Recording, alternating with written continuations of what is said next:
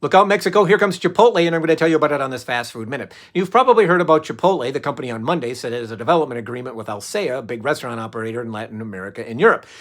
Alsea plans to open a Chipotle in Mexico in 2026. Now, Chipotle is one of the most successful restaurant chains in the U.S. and is, in fact, the country's seventh largest restaurant chain based on total sales, having just passed both Subway and Burger King.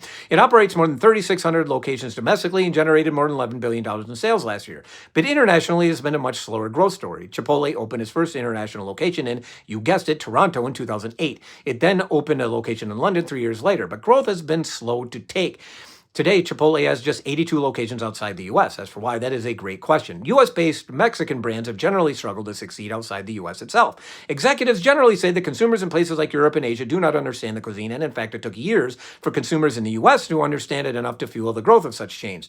Taco Bell, the country's fourth largest restaurant chain, has been slow to develop outside the U.S., even as its sister chains KFC and Pizza Hut opened tens of thousands of restaurants. Executives with that chain routinely say that they have to teach tacos to consumers outside the U.S.